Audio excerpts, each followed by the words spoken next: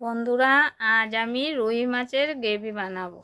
রুই মাছগুলো নুন, হলুদ ও সামান্য বাটা লঙ্কা দিয়ে মেখে নেব।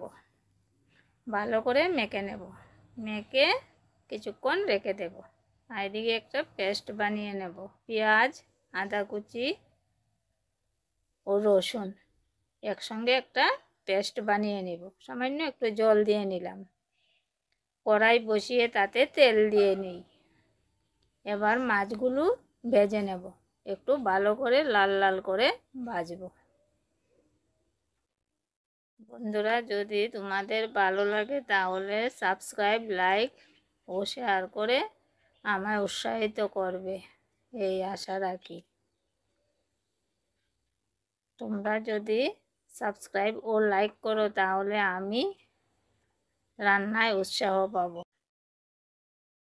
ভালো করে মাছগুলো ভেজে নেব। সবগুলো মাছ ভালো করে ভেজে নিলাম। রান্না সবাই জানে, সবাই পারে জানি, কিন্তু আমি কিভাবে করি সেটাই তোমাদের সঙ্গে শেয়ার করি। এবার শুকনো লঙ্কাগুলো একটু ভেজে এলে তাতে দিয়ে দিলাম গোটা জিরা।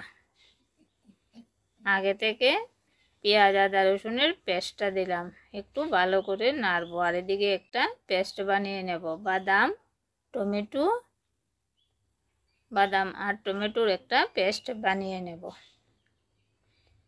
পেঁয়াজটা একটু ভাজা হয়ে এলে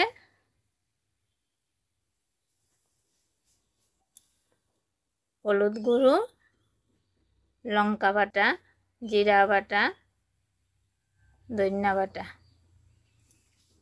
দিয়ে একটু ভালো করে নেড়ে চেড়ে ভেজে নেব।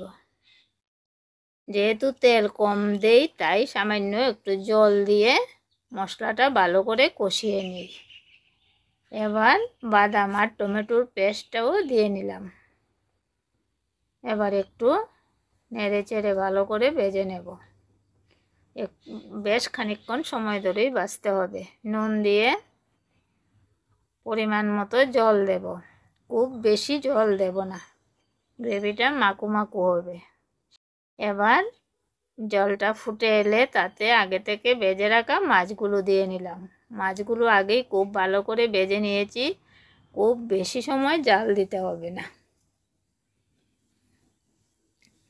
এবার কাঁচা লঙ্কা, একটা ভাজা মশলা, শুকনো গোলায় একটা মশলা ভেজে গুঁড়ো করে নিয়েছিলাম, সেটা দিয়ে ধনিয়া পাতা দিয়ে নামিয়ে নিলাম। ব্যাস হয়ে গেল আমার রুই মাছের গ্রেভি। কেমন হলো বন্ধুরা?